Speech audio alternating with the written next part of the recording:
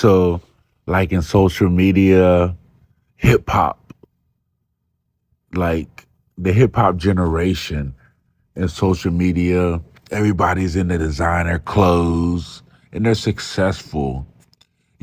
Gold chains, private jets, fancy cars. But are you influencing the president's policy? We're in the middle of a presidential election. Do you have a horse in the presidential election?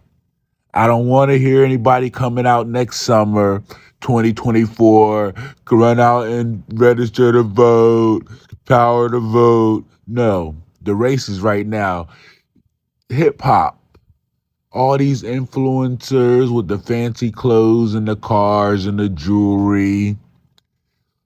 Who's your horse in the presidential race? Are you influencing the president? Does your power, does your jewelry, does your designer clothes, your private jet, does it influence Joe Biden and the Democratic Party or the Republican Party? There's a presidential primary going on. Does your jewelry, does your fancy cars, does your fancy designer clothes, does your private jet influence Georgia in the presidential primary? Does it influence South Carolina? Does it influence Pennsylvania and Philly, the things that are going on there right now? Does it influence Washington, D.C.? Does it influence it? Hip hop, the jewelry, the clothes, the private jets.